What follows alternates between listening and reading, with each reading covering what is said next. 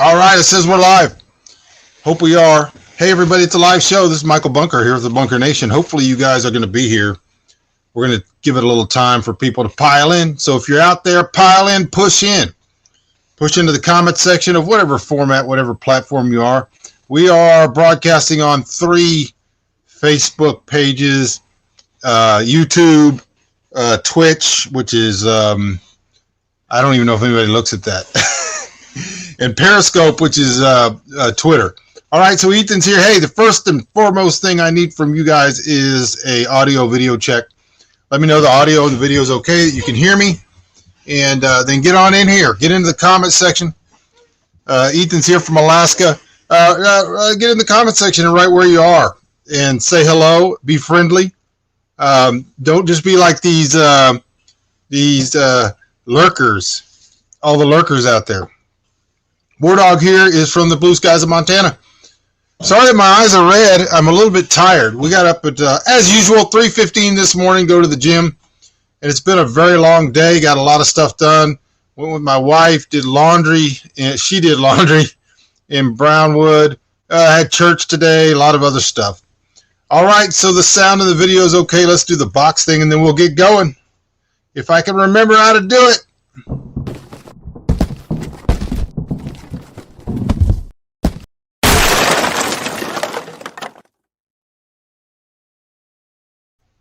All right, everybody, I'm Michael Bunker. This is the Bunker Nation, where we think and thrive and survive and whatnot. I'm going to be your host for the evening. If you have any questions or comments or things you want to talk about, make sure you type them into the comment section wherever you are. You're not going to see all the questions and comments that come in because you're only going to see the ones that come from your particular platform. So whatever platform you're on, most of you probably on YouTube, but hopefully most of you are on YouTube. But if you're not, if you're on Facebook, you're only going to see the questions that come up on Facebook on the specific page where you are. So what I try to do is I try to, hello, Mike. Hello, Pat. Hello, War Dog Heim. Hello, Ethan. You guys get in here in the comment section, say hello, be friendly. Anyways, so I will try to read the questions out loud if I get any. So today, the overall theme is why can't Johnny think? And we're going to start off with kind of a discussion based on an article I put up on my my blog that I wrote a couple of years ago about democracy. And then we're going to work backwards towards why Johnny can't think, why things are the way they are, and what you can expect if you don't go along with the program. So today, I posted, I'm going to post something here. I'm going to show you something that James McMurtry, if you don't know who James McMurtry is, he's the son of Larry McMurtry. Larry McMurtry wrote cowboy shows. He wrote the Lonesome Dove. Really great writer. James McMurtry is a singer. One of my favorites. I really enjoy his music. His song Leveland is one of my favorite songs ever. He's also an idiot, and he's a socialist and just incapable of understanding even the most simple elements of civics. So I'm going to post this. I'm going to show you what so James McMurtry said, should Abbott, speaking of the governor of Texas, rescind the statewide seatbelt law?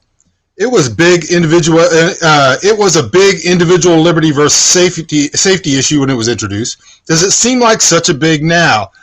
LOL. I added the LOL.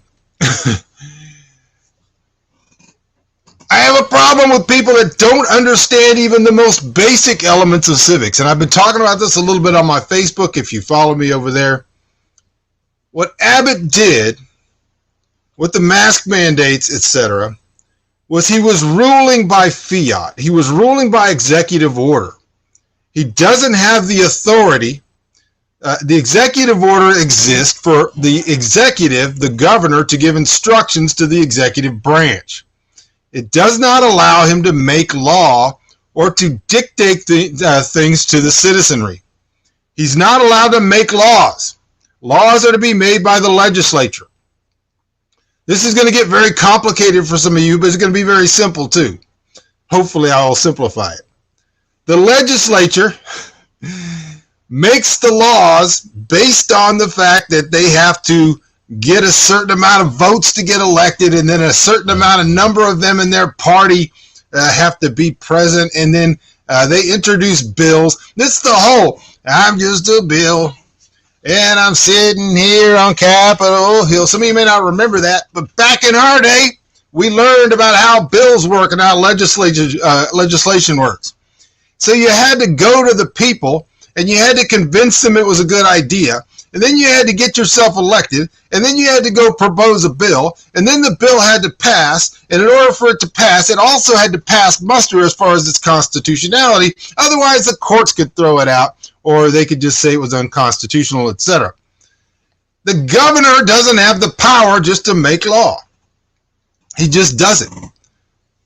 Here you have a socialist leftist Democrat named James McMurtry who wants the Republican conservative governor to rule by fiat. Think about that. He wants the Republican governor to be able to make law. And the reason he's okay with that is because the Republican governor has made a rule that James McMurtry likes. So the final arbiter of whether or not the governor should have the power to do something is not whether or not it's in the Constitution or whether it's even in his charter of powers. The final arbiter is whether James McMurtry likes it or not. An idiot song monkey should be the final arbiter as to whether or not the governor can, because I guarantee you, if the governor was to by fiat legislate anything else that James McMurtry doesn't like, James McMurtry would be writing a song like, "You can't get along around here no more." He's an idiot, and it is up to people of reasonable minds to, first of all, try to educate people, but if not, try to restrict the worst angels of our nature. Just because you are a Republican, you should not support Greg Abbott or any other governor ruling by fiat, by executive order. Whether it's Trump doing it from the White House or whether it's Greg Abbott doing it in Texas, you should not support that. Now we're going to get into a discussion of how this shit's supposed to work. Pardon my French, I'm sorry. I don't think anybody in my family's listening, but anybody else out there who's offended, I'm sorry that I said a bad word. All right. Democracy, by its very nature, is opposed. It is in tension with law. This is going to take some unwinding, so I hope you pull up a chair, get yourself a beverage of your choice. It's going to take a little unwinding. Democracy, in its purest, most direct form, is the rule of the mob, the rule of the 51%, and theoretically, in a direct democracy, the 51% can do whatever they want. they can do whatever they want to do. And so law is introduced to protect the rights of the minority. That's the principal use of law. This is a 101 college class, so buckle up a little bit, and we're going to teach you a little bit about the principles of law. Law is in opposition with democracy because law tells the mass, the 51%, what they cannot do. Yes, it also tells the individual what either they cannot do or what they will be punished for doing if they do it. Law was designed to protect life, liberty, and property, and it is a declaration of a moral code that exists outside of the law itself. In other words, the law estimates, or the law declares, that there is a morality that exists outside of the law and that the law itself represents.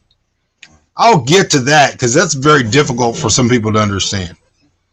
There's a moral code that exists outside of the law, And the law represents that moral code. So the law says to the mass, then says to the individual too, you can't murder.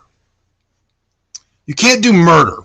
Murder is not defined as killing. Murder is defined as unauthorized killing. You cannot kill that which you are not authorized to kill. And the reason why is because the life of the one murdered is to be protected. The property of those who own property is to be protected. And it cannot be protected in a direct democracy. In a direct democracy, the 51% can vote itself the largesse of whatever it wants. It can vote itself your life. It can vote itself your property. It can vote itself your liberty, because whatever 51% of the people decide, that's going to be the law. The law is put in place to protect the minority against the majority. All right? So get this. There's a legislature, and the legislature is designed to be unwieldy, to be very difficult to operate, especially in Texas, where they're only even allowed to meet every 2 years unless they're called into special session. And the reason why is because a bunch of legislators put in the same room are havoc, are mayhem against the rights of individuals. They sit around thinking about stuff they can do that will violate the right of individuals. So we don't want them together very much, and we want it very, very difficult for them to do anything. The law then stands as the bulwark against the worst angels of the nature of democracy. It says there's things you can't do. And in order to change the law, it's supposed to be very, very difficult. In some cases, like the Constitution, it is so difficult that it's nigh on impossible anymore unless there's a great, great movement that calls for something.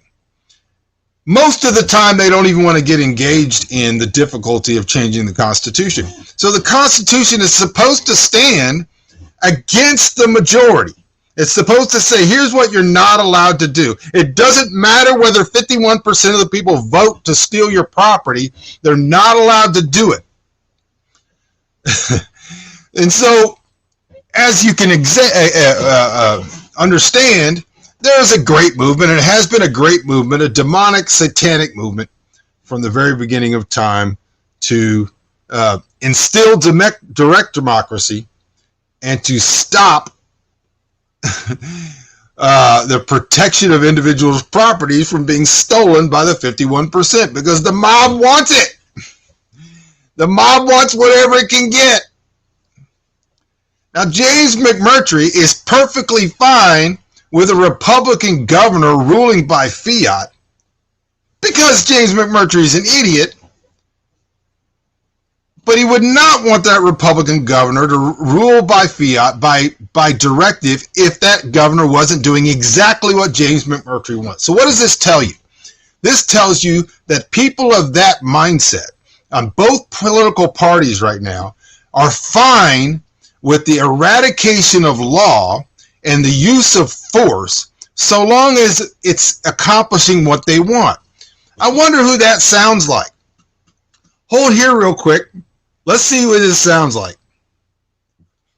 The dictatorship means, take note of this once and for all, unrestrained power based on force, not law.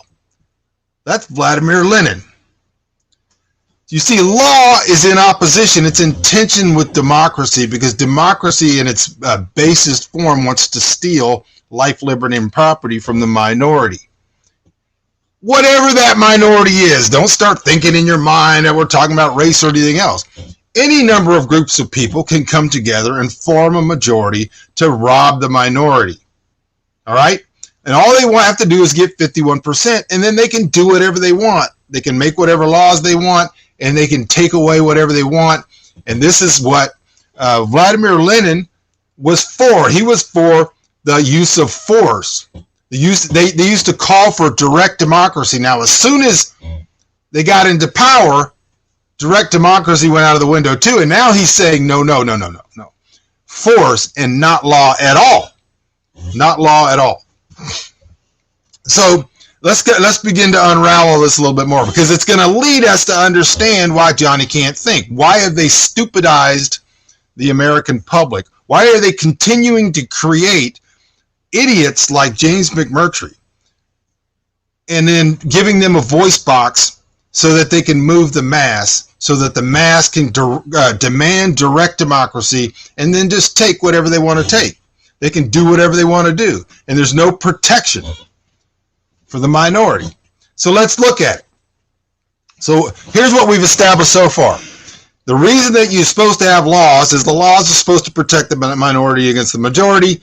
That has been eaten away, which is what Vladimir Lenin wanted. He also wanted that for you to understand, and when he very first was seeking power, he wanted you to know that the mass, the majority, was going to rule. How do I know that? Because the first election they won by one vote. One vote. So he named his party the Bolsheviks, which were the majoritarians. That means majoritarians, the majority. The party that lost by one vote, he called the Mensheviks, which were the minoritarians, right? It was his way, his propagandized way of claiming a bigger victory than what he had. It was his way of saying, we're the majority now, we have the votes that are necessary, and we're going to go do whatever the hell we want to do. And the first thing he did is suspend every element that protected the rights of the minority against the majority, because he now declared that he was the majority. Now later on, it didn't matter whether he was a dictator of one. Majority no longer mattered. The first step in this is to declare yourself a majority and then just do what you want to do. This is completely opposed to any sense of American sense of justice and governance. And I'm not crying about this because somehow the other side's in power. They're not. I'm in Texas. I'm a Texan. I'm not in a political party. I don't care. I just want to know what the rules are, and I want to know the rules are going to protect the minority against the majority, and I want to know that the rules aren't just going to be cast out when somebody doesn't like them, and I want to especially know that people like James McMurtry don't get to just decide when the governor gets to make law outside of the legislature. Now, if they want to go to the legislature and they want to try to get a law passed, however difficult that is, and they're able to get it passed, and then it passes muster with the judicial branch, and it becomes a law, then I understand. I don't have to like it. In fact, I could be against it.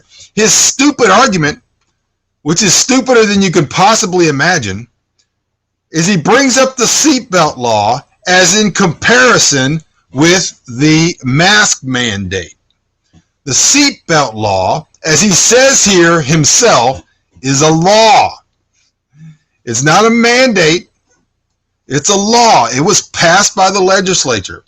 I still believe that it's unconstitutional, and I believe the court should have thrown it out, but it is a law, and I wear my seatbelt. I mean, not on my own property, but I wear my seatbelt when I'm out driving around. It's a moot point compared to the fact that the mask mandate was not a law. It was not passed by the legislature, and James McMurtry is too stupid to know that. And if you ask him about it, or if you follow him on his page, he's just going to go off on a rant about the numbers of people and all the propaganda that he's gotten from CNN. He's just going to spew it out because it's fine. It's fine for the Republican conservative governor to rule by fiat if James McMurtry agrees with him. He has no principle. There's no principles here. There's no principles outside of whatever it takes to get what I want. And that's what's ruling today. So this leads us to our topic. We finally made it there. This leads us to our topic. Why can't Johnny think? Or in this case, James. Well, I'll tell you why. Because the culture has done away with any maxims any moral absolutes outside of whatever the individual believes or is made to believe by the use of propaganda. So when I said that the law represented a moral standard that existed outside of itself, the law could not create a moral standard. The law didn't say don't murder because it was just a whim. But there was actually a moral standard that existed in all cultures, most of them, and specifically in those that were based in Bible cultures, that murder was wrong. Murder was morally wrong. This was a moral absolute. And if I get in a debate with an atheist, he's going to say he believes murder's wrong too. The main reason why is because he doesn't want to be murdered. But he also may have an idea that ending somebody's existence merely because it's convenient to you or because you can is probably a bad idea overall. However you establish whatever your moral code is, doesn't matter. That moral code is established and exists outside of the law, and the law merely represents it. Likewise, human beings have to have a moral code that is established outside of themselves. That moral code has to exist outside of them. If not, then they themselves are the moral code. They themselves are the canon of law, the scriptures, so to speak, and they decide based on their whim, wish, and emotion what is right and what is wrong based on how they feel about it. Does that sound familiar? Does that not sound like almost 100% of what goes on in both extremes, political extremes in this country? There is no principle that exists outside of them that regulates them. So, and if I had one here, I'd hold it up for you. The scriptures are called the canon. All right, the canon, the word canon means measuring stick. Didn't mean that they're the only good things you could ever, you could read something somewhere else that is moral, that makes sense, that's good. But the canon was the measuring stick that you held up against it. That's how you knew.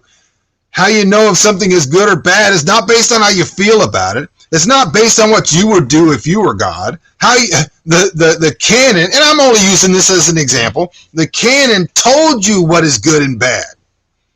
And then you hold yourself up against it, and then you judge or are judged based on the canon, the measuring stick, and not based on what you feel or what you think or your emotion or how you're manipulated or what CNN told you to think or what Fox News told you to think. You see, the law is a representative of a moral code outside of itself, and every individual must have a moral code that exists outside of himself. If the moral code exists inside of you, then you are a tyrant, you are a dictator, and you are just waiting for everyone else to come into concord with you who are the law, the ruler, the dictator, and this is what dictators are made of. Dictators are individuals who have come to believe that they are the final arbiter of truth and righteousness and goodness, and that everything they think, whatever they feel, whatever they dictate is right and good. Let's look again at what Lenin said. The dictatorship means, take note of this once and for all, unrestrained power based on force and not law. James McMurtry believes the exact same thing. As long as he's the one that gets to decide, then he's okay with dictator powers being extended to the Republican conservative governor of Texas. As long as he's the one that gets to decide whether or not something should be done based on statistics or how many people he thinks are going to die or what emergency can be rolled out or doled out or whatever else. Now remember, in 1917, when the Bolsheviks came to power, they came to power promising quite a few things. One of the things that they promised was that they were going to rule as a democracy. They promised that they were going to allow people to hold property. Okay, you were still going to. Their principles were that from each according to his ability to each according to his needs. So if you had 100 acres and your neighbor had 10 acres, you both would be provided with, this is what they promised, your minimum need, and everything else would be taken from you. And so the people that didn't have it or didn't have the ability to produce would have, everybody would have exactly what they need and no more. Everything else would be taken from you. That's not what happened. It's stupid, and it would have stopped all excess production, and people would have begun dying as they did. But that's not what happened. As soon as he got to power, they seized all the property, all of it. The government took all of it. And you were allowed to work, and where you were going to work, and what you could plant, and all those kind of things were decided by functionaries. Some people who didn't even know anything about growing crops, didn't know anything about the factories they were in. And so this is how this concept comes into being. First of all, you have an entire generation of people, several generations now, who believe that they are the canon. Individually, they are the canon. They join their individuality with people of like mind, and they think whatever they think is good, whatever they think. If they think Dr. Seuss is bad, it's bad and it should be banned. If they think Mr. Potato Head is bad, it's bad and it should be banned. If they think, and they have their reasons and they have their arguments and their propaganda, meme mills produce all these kind of things, and you come up to James McMurtry and he's going to tell you millions and billions of people are going to die because people can choose whether or not they're going to wear a mask or not in Texas. None of that even matters. It shouldn't even be under consideration. What should be considered is whether or not governor had a right. Did he have a constitutional right to do what he did? He doesn't. And so it would be in James McMurtry's best interests to consistently be against a Republican conservative governor using tyrannical means to mandate things, whether they happen to be things he agrees with or not. And so we have these generations now of people who are the final arbiters of truth. They are the canon to themselves, and you can't tell them anything. You can't correct them, because what are you going to correct them with? If I come up to you and the canon of my life is the scriptures, is the Bible, and the canon of your life is whatever you think at the moment, whatever you feel about it, however you are emotionally manipulated last, how are we ever going to agree on anything? Because there's no fixed point. This leads to an entire discussion we could have on the Heisenberg uncertainty principle, which is a principle of physics that I can apply here, but it may get us in too deep. There's no fixed point by which you can measure anything unless that fixed point, the thing that doesn't move, is outside of you and it's outside of me. We have to be able to appeal to a third party that's outside of us, that is the established anchor, the established canon. If we can't do that, if James McMurtry becomes the canon of the society, what will happen is the exact same thing that happened in Bolshevik Russia. Those people will ascend to power. We'll see the ascendancy of stupidity. Johnny, who can't think, will now have political power. He will eradicate law. He will enthrone himself and his opinions and his emotions. And he will kill people haphazardly. He will kill people because they disagree with him. He will kill people even when they don't disagree with him. Let me read something for you here, if I can find it. Lenin's, I think he was one of his advisors. Let me see if I can find it here. This is all from a book by a guy named Dmitry Volgokhanov. Um, and I'm trying to find where this was. I'm just going to have to paraphrase. The quote was basically, "We need to kill people even when they're not guilty, because killing the innocent will have a greater impact on the mass." This is what happens next. When people like James McMurtry ascend to power, and there's a whole bunch of them now, and they exist in both political parties, and they work together in many cases. When we see the ascendancy of nonsense, the ascendancy of illogic, of unreason, the eradication of law, except as it is used as a bludgeon against the minority by whoever happens to wield it. We are heading towards what happened in Bolshevik Russia. So how did Lenin just throw out all of his promises and still remain in power? I'll tell you how he did it. He caused a civil war that he wanted, and he encouraged it. He changed the meanings of words constantly, and then he controlled the media outlets so that you were only allowed to say or print what he said. That was it. So the meanings of words changed, just like he did with the majoritarians and the minoritarians, the Bolsheviks and the Mensheviks. He changed the meanings of words, and then he took absolute control over all the organs of disbursement of information, so that nothing that he disagreed with could be published. Nothing that he disagreed with was allowed to be put out there. And because of that, and because the organs of dissemination of information were reduced, they closed down all the opposition newspapers and everything else. Then he was able to control the message.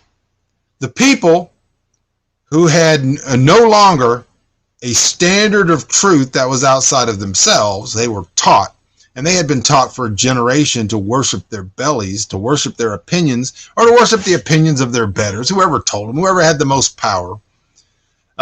Then the people were easy to manipulate. Once you can manipulate the people, then you are, by definition, a majority, no matter how many of you, even if there's only one of you. You have absolute control. This is where I have a huge problem with people like James McMurtry. Not because we disagree on anything particularly political, because we may or may not on different things agree or disagree. The difference between me and James McMurtry is I have a moral standard that isn't my own opinion. It's not just the things that I think and whatever I think is right and whatever I think should be law. And it can change on a whim. I'll be on this side of it for one issue. Every one of you needs to mark the people that you listen to and that you hear. And when you see somebody who changes sides like that on a whim, just because it benefits their party or their part, you have a dishonest person with no moral code. No moral code outside. They are the canon to themselves. These people, whether they've ever done it or not, are murderers, and they are villains, and they will do those things. And the only reason they haven't done those things, if they haven't done them so far, is because they haven't gathered enough political power to murder who they want to murder and do what they want to do. Those of us who are of a different mind, who believe that we ought to be a nation of laws, and that laws ought to be based on a moral code outside of the law itself and outside of ourselves, those of us who are a tremendous minority now, the smallest minority above one, are the ones who are the ones saying, listen, even if I disagree with something, even if somebody who's on my side says something that's wrong, that's immoral, that is not right, I'm going to call them out for it. I think Greg Abbott should be fired. #FireAbbott. I think he should be fired because he doesn't have the moral integrity to hold the job. All right? Now, these people of whatever political party they be in who believe that it's okay that because of an emergency declaration that the governor should be able to do whatever they want, need to realize that you have given the impetus to every governor, every tyrant, every tin-pot dictator, whoever wants to come to power, to create emergencies. Priming the pump of the emergency machine is telling dictators that if there's an emergency, they can do whatever they want. They will make sure there's an emergency. There will always be one, and you will go from emergency to emergency to emergency. And when they control the megaphones, then it will only get worse. All right, everybody, if you're out there, if you've got a question or comment, come on in here to the comment section, wherever you are, type it in. I will read it out, and then I will do my best to answer any questions. Or if you just have a comment, or if you have a topic or something you want to talk about.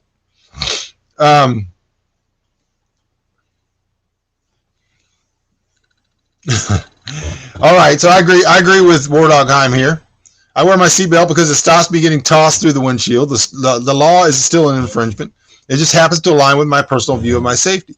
Yes and no. It doesn't stop you from getting tossed through the windshield. It can stop you, and most likely, in most cases, it will. It will certainly stop you in more cases than not wearing the seatbelt. But there are times when you're sitting in a parked car or you're backing up 4 or 5 feet where it's not going to stop anything whatsoever, and it doesn't do it. I wear mine out of habit. I wear it because it makes me safer when I'm going down the highway. I wear it for any number of reasons, but I still don't believe that it ought to be the law of the land. I don't think that we should be making laws to protect people from their own stupidity or whatever else you want to call it. I don't think that's the purpose of law. All right. And I think you agree. All right. So like I said, somebody else got a question or comments, get them in here. All right. So here's some things I wanted to talk to you about. I have a plan that probably nobody will like. I'm going to go full bunker. Not right now. Most of you have never seen me go full bunker.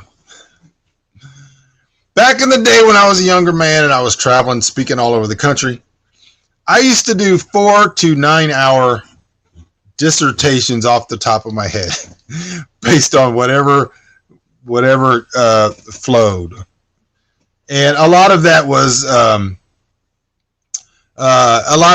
like stuff that built up. So people were always asking me to do something, and then I finally would say, okay, I'm going to do a talk on this thing. And it may go 8 or 9 hours. And people didn't leave. It apparently was pretty interesting, and people would buy the videotapes of it and all that kind of stuff. So I'm going to do one of those. It's going to be interesting, fascinating. It's going to be topics that I've promised to cover that I've never covered or I have not covered in actual depth. It's going to allow me to go really, really into, I'm going full bunker. It's going to allow me to go into depths of things. So I'm going to do, basically, I'm going to divide it into chapters, but it's all going to be like in one day. I'm going to get on here like the guy with the telethon, Jerry Lewis, for Jerry's Kids, and I'm just going to go and I'm going to cover topics that I promised to talk, like constitutional monarchy.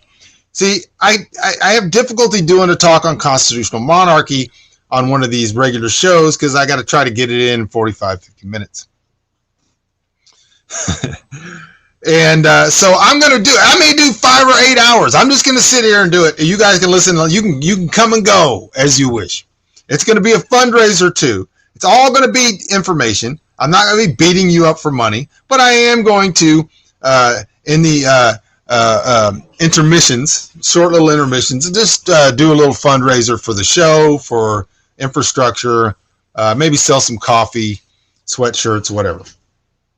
But I'm going to do that. I'm thinking about doing it Tuesday or Wednesday. My wife works on Tuesday. She doesn't work on Wednesday, so I'm going to figure out which day I'm going to do it. I'm going to start off in the early part of the day. I don't know when. I'm going to give you at least 2 days notice. And I'm going to do it. And so private message me or get in the comment section after this is over down below here on YouTube and tell me what topics you would like to see me cover in depth. I'm going to do constitutional monarchy. I'm going to do free will, or the lack thereof, and I may do a little bit more of a talk about the foundations of law, etc. Yes, I have Bunker Nation hoodies. I don't know what Voffy means, but I have Bunker Nation hoodies. They are available. They look like this, and they are going to be coming in the next week, I think. They are being manufactured as we speak. So I don't know what Voffy means, though. I think that might have been a misspelling. All right, so I'm going to do this thing, and I hope you guys will tune in. The thing that will be great about it is, even if you miss it, is down in the description, I'll be able to put the chapter headings and the time where I start talking about that topic. Although you probably want to watch all of it, because things will intertwine. There will be tendrils. There'll be tendrils of information. And so one of the things I want to talk about, speaking of tendrils, is Vonnegut's idea of the Granfalloon, which is groups of, or masses of people that are united that really have nothing in common other than their team. And so I want to talk about that. So that's going to be, I should write these down. Granfalloons, constitutional monarchy, free will, and anything else you guys want, put it down in the description, in the comment section. And I don't have Bunker Nation coffee hoodies, but I sure could. And I planned on getting some Bunker Nation coffee merch. I just haven't done it yet. And so, yes, I expect that within a week or so. We're just now, the guy who's going to be doing all my t-shirts and all my stuff now, he's just opening his shop. He's done this for a long time, but he's done it out of his garage. He's opening a shop. And so that's what's been a little bit slowing things down just a little bit. So I'm going to go full bunker. I think you're going to want to watch it. If you wanted to go back in time and see me stand in front of a group of people for 8 hours and not just answering questions, but talking about anything, then you'll want to tune in for this. I'm not saying it's going to be 8 hours. It may not last that long. I may not have the stamina I used to have. Yeah, I can cover common law. I may squeeze that in under the constitutional monarchy discussion. All right. So, and one of the, you're talking about the Bunker Nation coffee hoodie. The one that I want one for the two coffees we have now, the Mocha Java, but I definitely want the Bonnie Blue coffee hoodie. I don't know if you know, but I do like blue. It's not, I don't have favorites, but I do like blue. even my watch is blue. All right. So be looking for that. I want to tell everybody that you should smash the like button. You should make sure that, especially if you're on YouTube, hit the like button. Subscribe if you're not subscribed. Something like 48% of you are subscribed, and the other 52% are not subscribed to the channel. And you should be subscribed, and you should hit the bell icon to get notifications. Make sure you mark all so that you get notifications anytime I go live, or anytime I upload a video. You will know, and you'll know when I'm on live, etc. So you can get on there and comment. So do that. Subscribe, hit the like button, comment after the show, or down below, not in this little side part over here right now that's running during the show. That all disappears. Those comments go away. But if you put a comment after the show down below, that increases the algorithmic chances that the show will get shared with more people. All right, so smash the like button. I appreciate you guys. I appreciate all of you. So we're going to try to do that Tuesday or Wednesday. Stay tuned. Make sure you're subscribed so you'll know when I'm going to do it. I'm going to go full bunker. We may even call it full bunker. Full frontal bunker. All right, guys, I appreciate you all. God bless you. You know, I love you. I do this for you. I appreciate you guys, and I hope that you will tune in next time. I'll see you when I see you.